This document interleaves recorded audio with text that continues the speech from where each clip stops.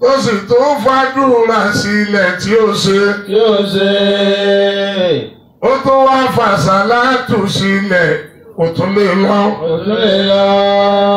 Bọ́tà bá pélé ikọ̀ láì rí o. Bọ́tà bá pélé yóò láì rí. Nígbà wọn náà wọ́n pa Nábì Muhammad náà. Sallallahu alayhi wa sallam. Kí ló ṣe gbogbo jàmáà? Nígbà wọn ni ó sún àbí ó sún. Nígbà tó wá sún ta ló padà wá jọba gbogbo ayé.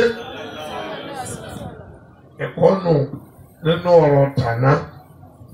Mo ti rí Zawkani tó fi yọrí ọ̀rọ̀ rẹ̀ tí ń rán wa létí. Walladhi yahkumu bayna ibadihi fima kanu fihi yakhtalifun. Àyà yẹn ó níye lórí ju bẹ́ẹ̀ ṣe gbọ́ lọ. Àyà yìí là Nábì wa Muhammad máa ń lò. Yaftahu biha qiyama laylihi. Tí ànábì bá fẹ́ bẹ̀rẹ̀ náfìlà lóru. Allahumma. Ànábì a máa lo ọ̀rọ̀ yìí lọ́wọ́ ayé. Bẹ́ẹ̀ bá wo inú Al-Qur'ani tó wà ń bẹ̀ ní kúl. Bí ìgbà tọ́lọ́ bá fẹ́ fún yàn láṣìírí. Sẹ́wọ̀n pé àṣírí ni kúl a'udhu bi rabbil falaq. Chapter 35. Àṣírí ni kúl a'udhu bi rabbin nas. Olúwa ń sọ fún pé wí. Verse 46. Bí sì ṣe ń wí gbogbo ìdè ara rẹ̀ ń sì ń já. Irú kúlẹ̀ ọ̀hún iná lọ́wọ́ à ń bì. Allahumma. Olúwa ní sọ pé Ọlọ́run ọba mi. Fatira samawati wal ardi. Ìwọ lọ tẹ́ sánmà bí ẹni tí a sọ ọtẹ́ ilẹ̀ náà àti sánmà àti ilẹ̀ tí dáa rẹ̀ kọ̀ sẹ́yìn rẹ̀. Alimal ghaibi wash shahada. Gbogbo ntọ́pamọ́ àti ntọ́hàn, ntọ́pamọ́ táwọn ọmọ kọ́ pamọ́, ntọ́pamọ́ tààrò pọ̀ hàn, ntọ́hàn tààrò pọ̀ pamọ́, ìmọ̀ rẹ̀ ọ wà lọ́wọ́ rẹ̀ Ọlọ́run ọba. Anta tahkumu bayna ibadika. Ìwọ nìkan lónídàájọ́ àgbà lórí gbogbo ẹrú rẹ̀ ẹ̀gbọ́n. Àwọn Yorùbá fi sọ pé ẹjọ́ ń bẹ lálùkìyámà. Àfà àdáfọ́ mórí wọ́n tààtọ̀ lómi oríṣiríṣi ìka jíjẹ ilé ọ̀sẹ̀ lẹ́jọ́ àlùkìyámà. Nínú àyà tá à ń kà á bọ̀ yìí bó ṣe wà ń bẹ̀ ni pé ìwọ Ọlọ́run ìwọ lọ́wọ́ mọ̀ ṣèdájọ́ lórí gbogbo jíjẹ́rù. Fima kanu fihi yakhtalifuna. Nípa àdáyàrọ́ àbí ìkìtìlá tí ń wáyé láàrin ara wọn síra wọn. Ihdini lima ikhtalafa fihi min al-haqq. Ẹgbẹ́ ká òkè ẹdí àjùlẹ̀lẹ̀ ẹdí àkáwọ́ máyà ẹdí àsọwọ́lẹ̀ gbogbo oríṣiríṣi ìdájọ́ tó kálukú mú wá ìwọ náà wọ́n sẹ̀ tó wá gbé ìdájọ́ rẹ̀ kalẹ̀ lórí ẹ̀. Allahumma ihdini lima ikhtalafa fihi min al-haqq. Wọ́n láti wá kà débẹ̀ tán yóò wá tẹ́wọ́ wípé ìwọ náà Ihdini wá tọ́ mi sọ́nà. lima ikhtalafa fihi min al-haqq. Fọ̀nàmọ́ mi nípa táwọn àfáà ń ṣe ya pa ẹnu lé lórí. Wa innaka tahdi man tasha'u ila siratin mustaqim. Nítorí pé ẹni tó bá wù ọ́ níwọ náà bá máa ń tọ́ sọ́nà lọ síbi ọ̀nà tí yóò tún ní ṣìnà mọ́ láéláé. Allahu akbar. Kam min al-ulama'i yaf'aluna hadha. Mélòó àfáà mélòó la rí tí ń ṣe léyìí mọ́ lónìí. Kálukú ìfẹ́ inú ti gba ọkàn. Yad'una wa yudilluna an-nasa. Dípò kí wọ́n pe àwọn èèyàn sọ́nà, ẹ̀sìn ni wọ́n tó ń dáàbò wọn lọ́rùn. Nípa ìfẹ́ inú, nípa gbọ́ yìí sọ yìí, nípa tinú mi ní í ṣe ààrẹ tí ẹni tí jọ́lọ̀ tó sì kù díẹ̀ káàtó. Gbogbo ẹrù yòókù ẹ bá fẹ́ wò ó di láyé. Gbogbo ẹni tí ọba máa di tọ́lọ́ mẹ́rù yóò kábàámọ̀ kan yìí o. Àyà yìí pé wá sákìyèsí bẹ́ẹ̀ ọ̀rọ̀ tànánù. Watajibu diyatul khata wa shibu al-amdi ala al-aaqila. Ọ̀rọ̀ tèmi. Wàhálì wa nas al-hadith. A sì wà lórí ẹ̀san ìlà fi ń para rẹ̀ fún yín pé wá fil qisasi. Hayatun wa lakum fil qisasi hayat. Àsọ́lọ́ ń fẹ́ ká gbádùn ayé wa ló fi gbé ọ̀rọ̀ ẹ̀san kalẹ̀. Ọlọ́run fẹ́ ká lò sẹ̀mí tó dùn tó dáa. Ọlọ́run fẹ́ ká ṣoríire ló fi gbé ọ̀rọ̀ ẹ̀san kalẹ̀. Ó sì fẹ́ kí ìbẹ̀rù ọ wà pẹ̀lú ìṣẹ̀mí ayé wa tá à ń gbé. Ọ̀rọ̀ tèmi wá ń sọ fún wa pé وتجب دية الخطأ وشبه العمد على العاقلة لنص القرآن ونص الحديث. kí ló dé tó fi di ọ̀ranyàn fún wa ìpè díyà tá a máa san ìtanràn lórí tí ẹjọ́ bá gbéyàn síbi pé àṣìṣe àti síbù lẹ́hàmdì tó jẹ mọ́ ọjọ́ pọ́pá ṣùgbọ́n kò ṣe kí ni ọ̀pá. ولما تجب ديتهما على العاقلة. ẹ rí i pé ìdájọ́ àwọn méjèèjì àwọn tá a ní kí wọ́n lọ san dí àwọn fámìlì wọn ìlà ń pariwo fún yín pé wọ́n lẹ́tọ̀ọ́ láti lọ bá wọn san. وما حكمة في ذلك. kí wàá ní hikima tó wà ń bẹ̀ ẹ rí i pé bá a ti sọ fún yín à ń ṣàlàyé pé tó fi dá èèyàn ní ẹbí èèyàn ó sì má sọ nínú ẹni tó sọ nínú ó sọ àpòyà kọ́ni wọ́n bá kẹ́bí rẹ̀ ó gbóná jù bẹ́ẹ̀ lọ wọ́n play róòlù tọ́lọ̀ ń fẹ́ kó play láàrin wọn olúwa ń bọ̀ náà tẹ́lẹ̀tẹ́lẹ̀ pẹ̀lú ẹ̀san ẹbí tó lúwa ní ká ṣe dáadáa fún kọ́dà ẹ̀gbọ́n kọ́dà kọ́ ọmọ pé kà ní eérú gbóná lànàbí pè. Sallallahu alayhi wa sallam. tọ́ ọ bá máa rú tó ń fún un dẹ̀yẹn kò lẹ́tọ̀ọ́ sí ọwọ́ á fún un. bó ṣe pè dọ̀la ìpè rẹ̀ ò ní ṣiṣẹ́. ọlọ́run bá yóò ṣe àtọ́sọ́nà fún wa lórí ẹ̀. Àmín. Wa qala ta'ala fil Qur'an. ọlọ́run ọba mi ẹ̀rí àkọ́kọ́ àbí ikma tá a fẹ́ ká mú. Suratu Nisaa aya al-ula. ẹgbẹ́ á lọ wo Suratu Nisaa aya àkọ́kọ́ sí ìkejì.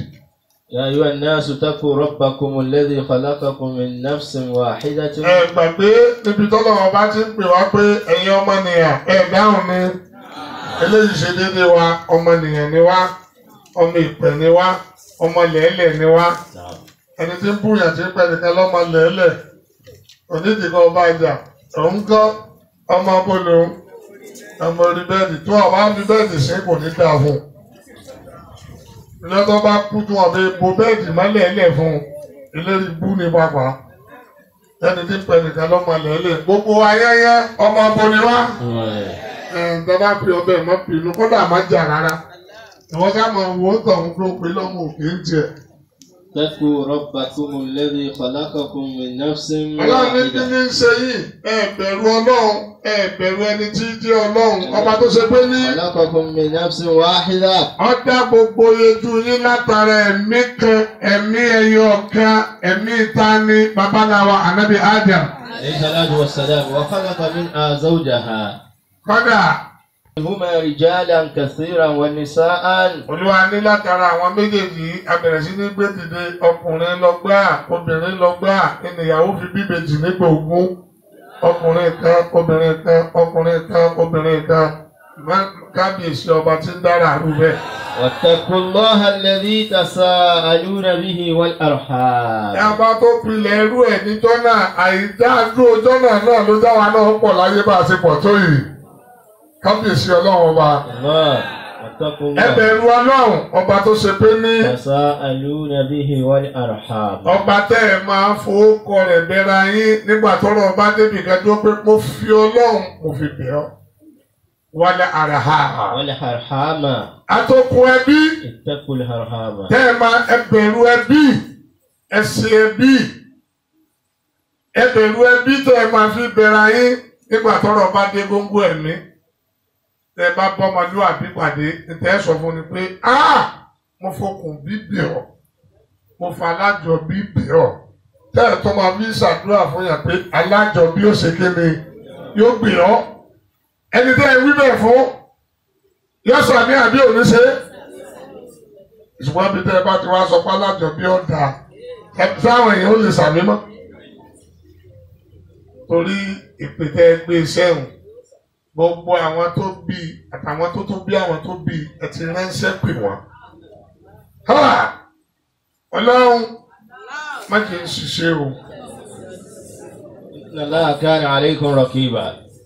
Olúwa nítorí pé ojú mi tó gbogbo tẹ́ ń ṣe èmi náà mò ń mójútó mo tó ń sọ mo mọ ibi tí bí yín ti bẹ̀rẹ̀ mo mọ ibi tó dé mo mọ àwọn tí wọ́n jọ bí yín papọ̀ nítorí bẹ́ẹ̀ ọ̀rọ̀ ẹbí èsè nǹkan tá a máa fojú rí náà. Wa tilka al-aya tushiru ila hikmatihi subhanahu wa ta'ala. Àyà yìí. Fi diyatil khata'i ala al-aqila. Ìkímà yẹn náà ló mú wa lọ sínú ọ̀rọ̀ tá a ní Muhammad sọ. Sallallahu alayhi wa sallam. Tá a fi gbé sísan díyà yìí kọ́ àwọn mọ̀lẹ́bí lọ́rùn níbi tá a bá ti rí ìdájọ́ atọ́rù àbí síbòlì hamd lọ́ba ṣẹlẹ̀ ẹ̀rí pé méjèèjì yìí a ní mọ̀lẹ́bí ní ọ̀nà bá wọn tán ọ̀ràn yẹn ṣùgbọ́n níbi hamd gangan ẹni tó dára gangan tí àwọn lé àwọn tó pa tí wọ́n bá ti láwọn ògbẹ̀sán páwọn pa ẹbí kí ọba tán ọ̀ràn tiẹ̀ òun gẹ́gẹ́ lọ́lẹ́tọ̀ọ́ kó lọ tán ọ̀ràn tí aláwa kàkalẹ̀ lónìrànràn fún yín o èyíkéyìí táwọn lé àwọn tó pa tí wọ́n bá mú níbẹ̀ òun náà ní ọ̀nà san ní ìtanràn tó bá jẹ́ góòlù ni tó bá jẹ́ sílífà ni tó bá jẹ́ àgùntàn ni òun là ń dákọ̀ 2,000 fún yín.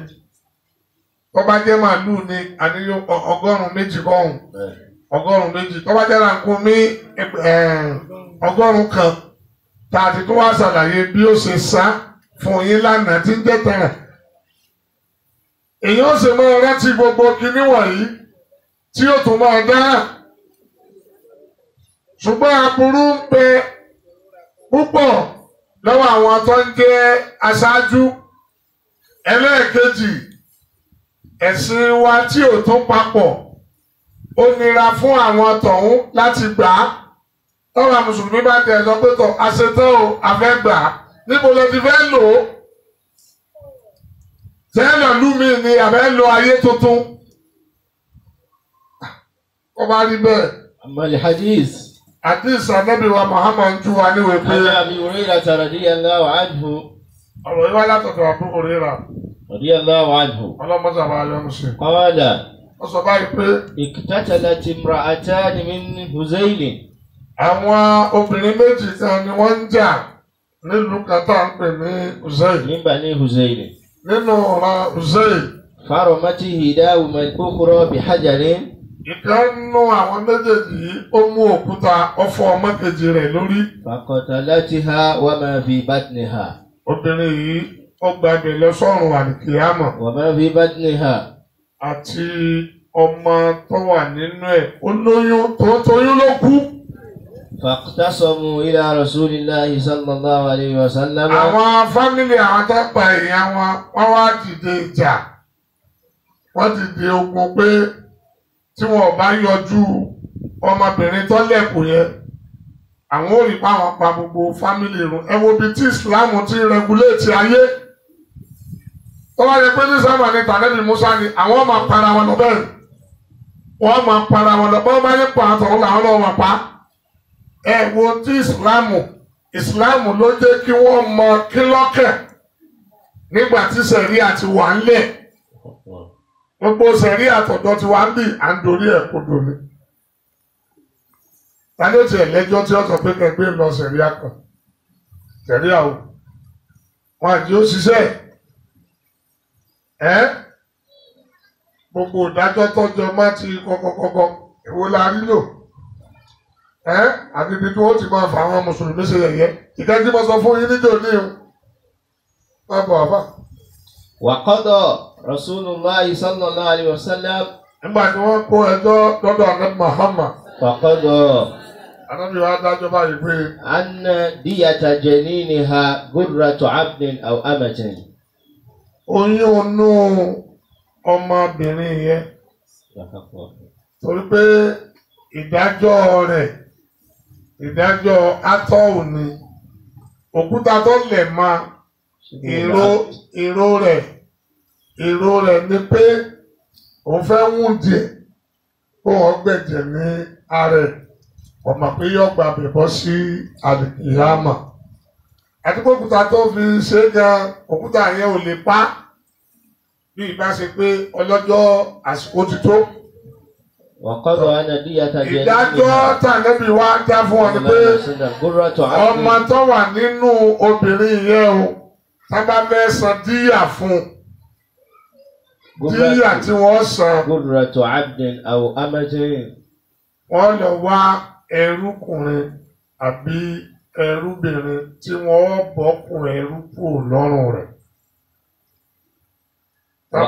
Tọ́ba ti ṣe yẹn ń dúró fún ti inú ètò yóò núnù. وقضى بدية المرأة على عاقلتها. Ẹ̀rí ọmọbìnrin tẹ́jọ́ ń jà díyà ti tiẹ̀ tí wọ́n san. على عاقلتها. Àwọn fámìlì obìnrin tó pààyàn yìí àwọn ni wọ́n lọ san èyíkéyìí díyà wọ́n bá tọ́ sí wọn níbẹ̀. طبقا لقوله سبحانه وتعالى فتحرير رقبة مؤمنة ودية مسلمة إلى أهلها.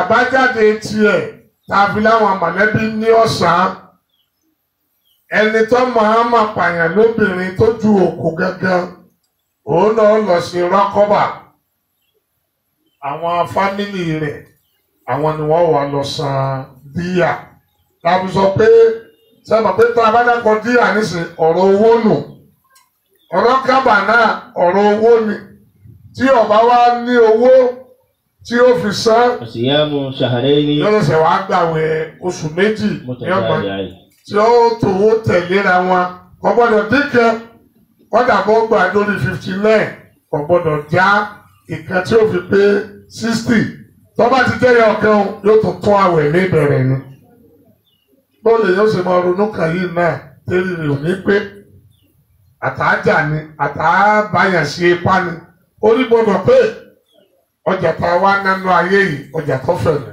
وفيه سؤال هل التأنيث في اسم رقبة خرجت منها الذكور من العبيد أم لا؟ inú béèrè tá a mọ̀ pé ọmọ àtàwọn ta sẹ́nu yín ǹjẹ́ obìnrin tọ́lọ̀ ọba ọ̀dà kọ rẹ̀. هل التأنيث في اسم رقبة تحرير رقبة مؤمنة؟ kí ló dé tọ́lọ̀ ọ̀dà kọ mọ́mínà tí ọ̀dà kọ obìnrin síbẹ̀ tọ́jọ́ pé obìnrin ń dákọ ọ̀dákọ ọkùnrin síbẹ̀ sínú rọ́kọ́bà. Raqabatin mu'minatin. Tọ́jọ́ pé obìnrin ní ń dákọ tí ọ̀dákọ ọkùnrin ìbá àjẹ́ ọkùnrin o ìbá àjẹ́ obìnrin. Qala al-jumhur. Àwọn àgbàfà nínú àpanupọ̀ ibi tí wọ́n dúró sí ni pé. Annahu mata kana musliman. Ṣé ọ́sà ti jẹ́ mùsùlùmí náà? Sahha hitquhu. Ó tọ́ ká bọ́kùn ẹrú lọ́rùn rẹ̀. Àní al-kafarati sawa'an kana saghiran aw kabiran dhakaran kana aw unsa.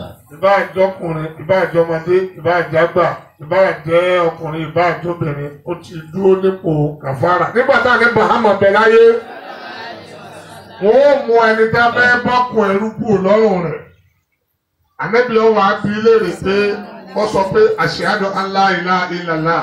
Tọ́ba wí bẹ́ẹ̀ tán yóò ní sọ ọmọ òun tọ́ba ló mú ànábì yóò ní ta ló tọ́ba ń dákọ̀ ànábì mi wá ní kí ló ń jẹ́ tọ́ba sọ pé Rasulullah eléyìí ti di mùsùlùmí nù.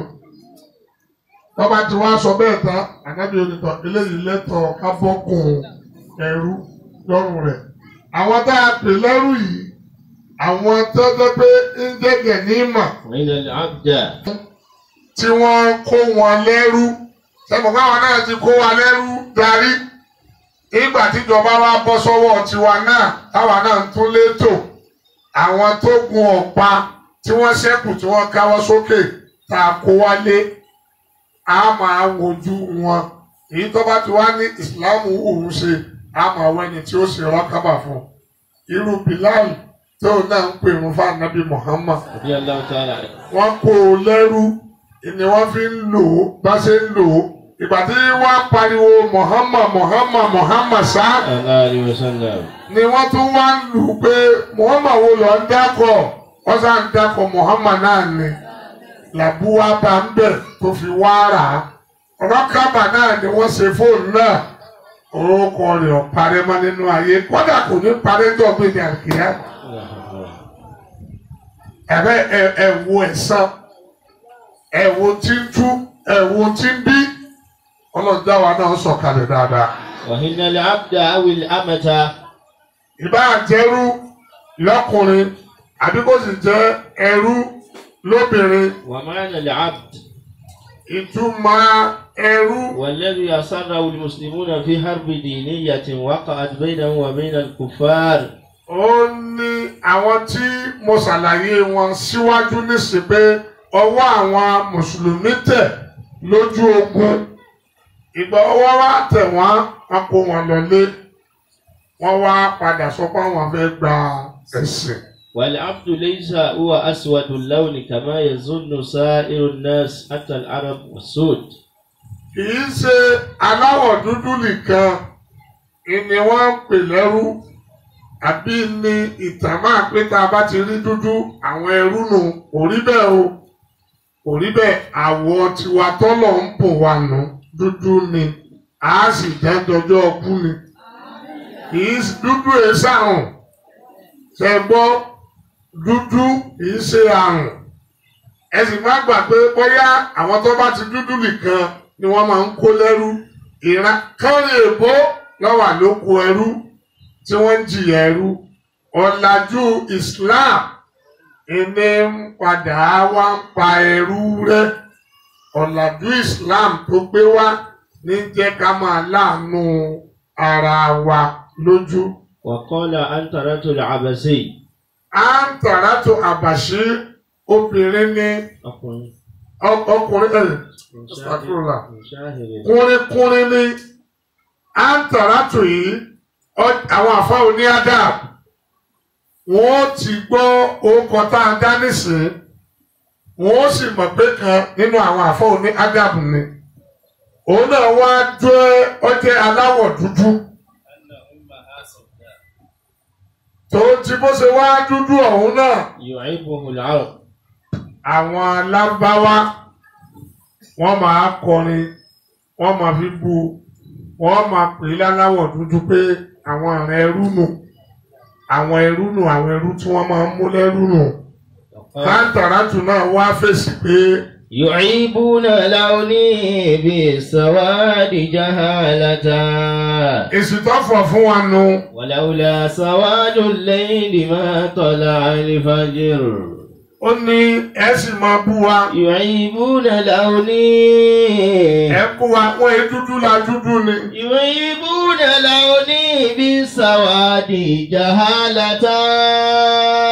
ṣùgbọ́n búbú náà ń bú wa yìí ipa dúdú. Jahalata minkum. àti wá rí i pé ẹ mọ nǹkan kan aláìmọ̀kan ni. Walaula sawadul layli ma tala al-fajru. Òru alẹ́ tí ń kun òkùnkùn. Laula.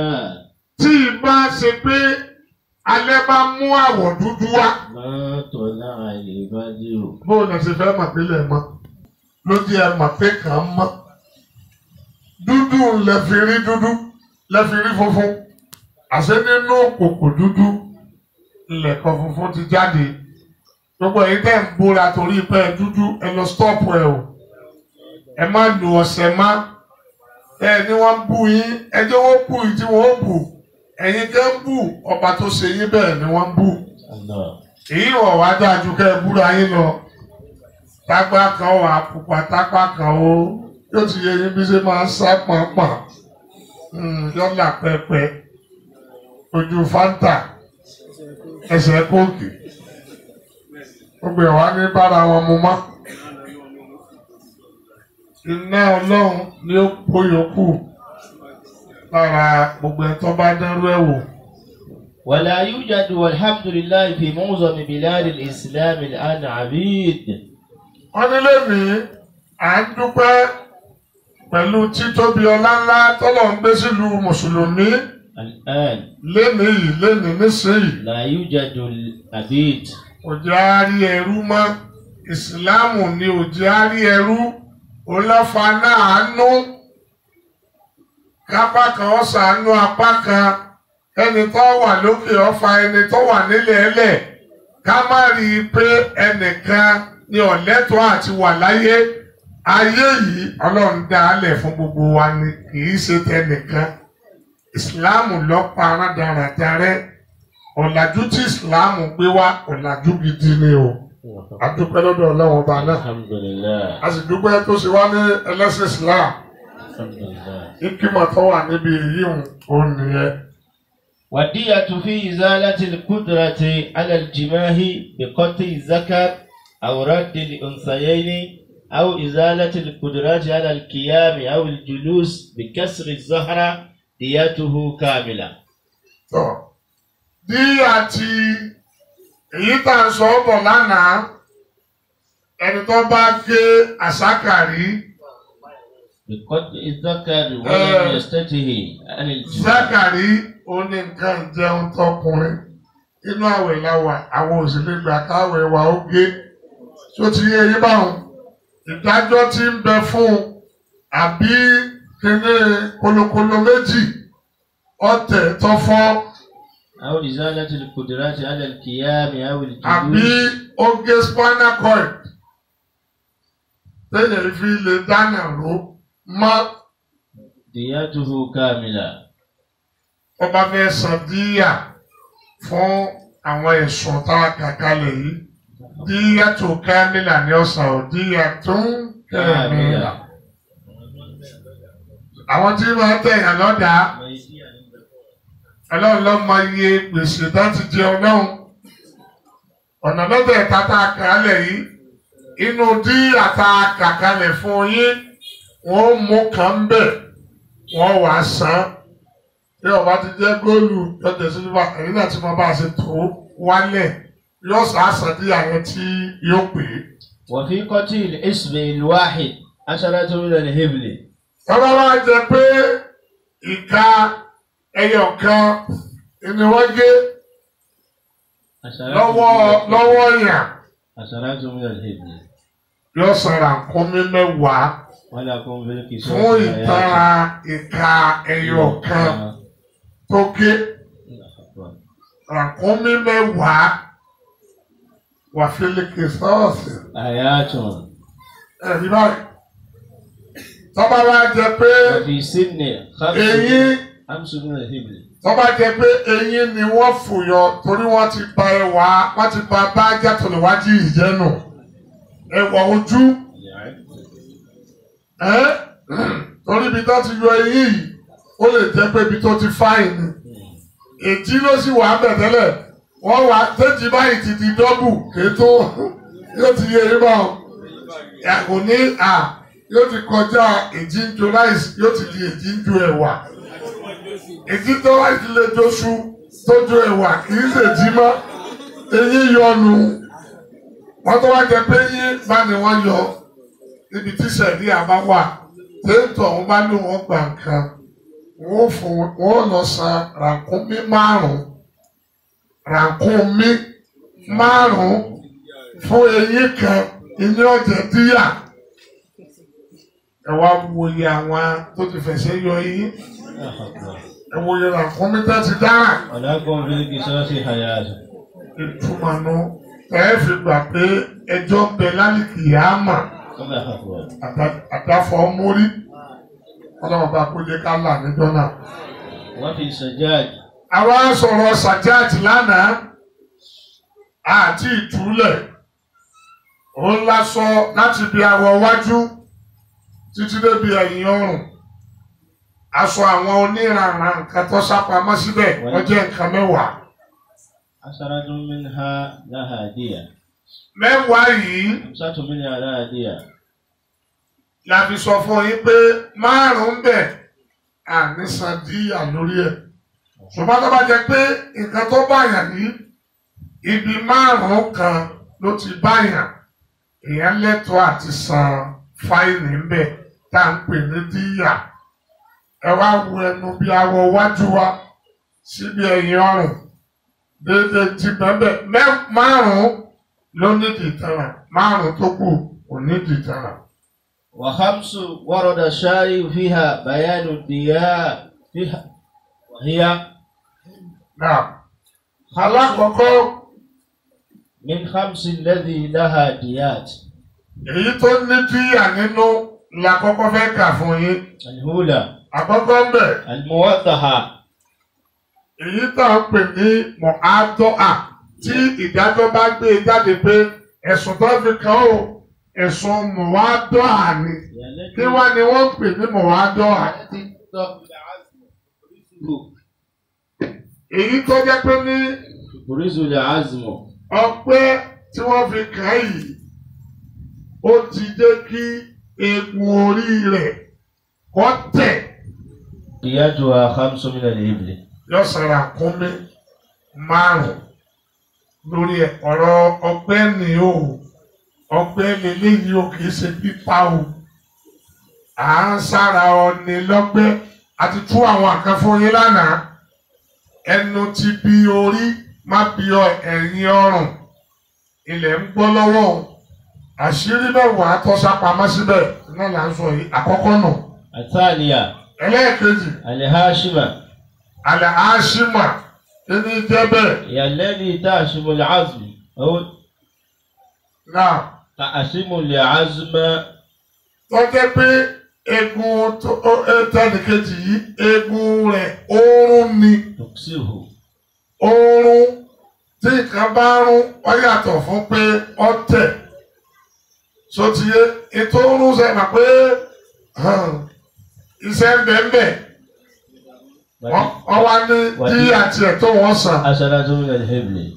yóò san ràkúnmí mẹ́wàá ní ọ̀sán fún ìtara rẹ̀ níbi tí sẹ̀rí ẹ̀ bá wà. asáàlìsà. ẹlẹ́ẹ̀kẹta. àlìmúnkàlà. mọ́ńkọ́là ni ìdájọ́ tó wà níbi tiẹ̀. yàlẹ́tì tó ń kọlu lè azùmù min makanihi. ó ní kí eegun kan ó sún kù láàyè rẹ̀ kó bọ́ sáàyè bòmíì níbi tá a ti sá lẹ́gbẹ́ ọlọ́run mọ́tò àárín àrífẹsẹ̀ sí. wàdíyàtúwà 15 min al-ibli. díyà tí ó san fún tara yẹn ní ràkúnmí 15. àràbìhà. ẹlẹ́ẹ̀kẹrin. al-ma'muma. tá a bá sọ pé màmúmà ẹ pé ọ̀rọ̀ táàmù nu màmúmù lọ́dọ̀ ọ̀tẹ̀yìn àfà kí ni wọ́n pè é. ètò tó tò sẹ́yìn mọ́mù. àwọn èrò ẹ̀yìn ní jẹ́ màmú ṣùgbọ́n níbi táàmù kìsọ́ọ̀sì tí wọ́n pè ní màmú. yàlẹ́tì tasilu ila jiddati dimag. ó ní tí ọgbẹ́ tó ṣàyẹn tó bá débi. jiddati dimag. awọ tó débi ọpọlọ awọ kan lọ síbi ọpọlọ tí sísáni lọ́gbẹ́ yẹn bá débẹ̀. wàdíyàtúhà. díyà tí ó san. Sulusul kamila. ìdá kan nínú mẹ́ta. ìdá kan nínú mẹ́ta. Tábà jẹ́ pé màlúù làwọn fámìlì tọ̀hún bá mú nínú díyà. Yóò san 40 kíní ọ̀sán àádá sí mẹ́ta. ìdá kan nínú mẹ́ta ní ọ̀sán. Ó ti yé yín báwọn. Yóò máa jẹ́ bíi 30 nìkan. 200 ní. 200 ní màlúù. Màlúù èyí rẹ̀ ti bá wọ́rọ̀. Ẹ dábàá pé sí mẹ́ta ìdákan ní ọ̀sán ọlọ́mọdé ọkàn fámìlì wa. Mọ́dé ọkàn mi náà. Al-khamisa. ẹlẹ́ẹ̀karùn-ún. Ad-damiga. Wọ́n pè dájọ́ yẹn ní dámígà. wa hiya allati tukhriju jiddata dimag. Ó ní awọ ọlọ sínú ọpọlọ gángan. Tọ́ba ti pé ọgbẹ́ yẹn bá débẹ̀ tọ́ba ti tẹ́sítì ẹ̀ tábà bẹ́ẹ̀. wa hiya ablagu min al-ma'muma wa diyatuha diyatu al-ma'muma. Díyà tí wọ́n san fún yẹn. Kadiyatu al-ma'muma. Gẹ́gẹ́ bíi ti màmúmà náà ni 1/3 nítorí pé ẹni tó pa ọpọlọ yàn ọ̀pá yàn àbí ọ̀pá yàn ìlànà ìsọpẹ́jọ́ bẹ lálẹ́ kìámà pẹ̀lú àwọn tí ń da àlámọ̀rí ọmọlàkejì rú. Ẹ wo sẹ̀rí àti wọ́n gbé báyìí. òṣèré ni mú wọn òṣèré àwọn lẹ̀. Òṣèré ni mú wọn, wọn fara wọn lẹ̀, wọn ò lè jáwọ́. Ọlọ́run ló mọ iye ọpọlọ tẹ́lómi ti dàrú nínú ayé. Bẹ́ẹ̀ bá rẹ̀ ni mú yín láyé, ẹ pàdé pẹ̀lú Ọlọ́run níjọ́ kan.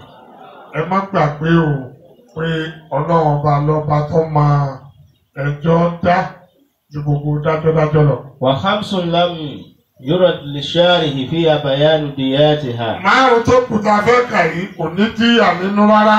الحارسة Àbátọ̀ pé àrísọ̀. هي التي تعرض الجلد. Òun ni lúlu awọ orí. Ọkàn lú تشك قليلا ولا تدميه. díẹ̀ léyìí tí ò mú ẹ̀jẹ̀ jáde rárá. الثانية Eléyìí ò ní díyà nínú. Ẹlẹ́ẹ̀kejì, الدامية àbátọ̀ pé dámíà. هي التي تدمي الجلد. Òun ni èyí tí ẹ̀jẹ̀ jáde síbi awọ ń bẹ̀. لا دية لها. Kò sí díyà níbẹ̀. الثالثة Ẹlẹ́ẹ̀kẹta, البابعة tábà ní bá díyà. وهي التي تبدأ اللحم. Òun ni ó lu ẹran awọ erí. Tó ti yé ẹran la pè ó, sẹ́mọ̀ bọ́rọ̀ egun la tírìtì síwájú. Ó yàtọ̀ fún ẹran. Eléyìí náà ní nǹkan kan tí ó sàn lórí ẹ̀. المتلاهمة الرابعة Ẹ bá sọ pé mùtàláìmà òun ló sì kẹrin. هي أبلغ من البابعة إذ تجوز في اللحم. Ó ní ó dé ògóńgó èyí tá a pè ní bádíà yìí. Òun ló lu ẹran yẹn dáadáa. Ṣùgbọ́n lúlù tó lù ú dáadáa náà kò débi egun. Òun náà ò ní ìtara kankan. الخامسة Ẹlẹ́ẹ̀karùn-ún, السمحاق Simhaq, òun ní ìdájọ́ tí wọ́n gbé jáde. Kí ni wá ń jẹ́ bẹ́ẹ̀? هي التي لم يبقى عن وصولها إلى العزم إلا قشرة رقيقة. Òun ní kí wọ́n fi nǹkan gúnyàn. Wọ́n wá kù díẹ̀, ó débi eegun. Tó bá kù díẹ̀, ó débi eegun. Òun ní ìtara kankan ọ̀sán. ومن المستحب أن يسيع المجروح إلى المستشفى. Ṣùgbọ́n bẹ́ẹ̀ nínú mustahabu tá a fẹ́ ipe ẹni tó bá fi rú ọgbẹ́ bẹ́ẹ̀ sáyàn. Irú ẹni bẹ́ẹ̀ ó gbìyànjú ó gbé lọ sí hospital. للعلاج Ọ̀nà tọ́jú ẹ̀ lọ wá ìwòsàn fún. إن لم يعفو عن الجارح. Tí ẹni tó sálọ́gbẹ́ ò bá yọ̀ǹda kó máa lọ. Lọ́nà pé áfúwù náà ni àṣà ń wá ká bá mùmí nípò pé ìní gba ẹ̀san. Ṣùgbọ́n ká fi ẹ̀san ká jẹ́ kẹ́ni tó fẹ́ ṣàbùrú ọmọ pé tó ń fẹ́ ṣe yìí kò dáa. Bá a bá rí èèyàn gbà láyé. Ọlọ́run màmá ń gbà lálùkì àmọ̀. Ọlọ́run. Ibo ni wọ́n mọ̀ tí jẹ́ kóòtù Ọlọ́run. Gbogbo bí tá a sọ láti jó níyì náà ní kóòtù rẹ̀. Ẹjọ́ tó ṣòro ó dá. Wọ́n láwọn afa sí kóòtù Ọlọ́run ọ̀yọ́. Kóòtù gbogbo ló pè é ni. Irú adájọ́ wo lorúkọ wà ń bẹ̀? Ta ni lọ́yà? Kábíyèsí Ọlọ́run ọba.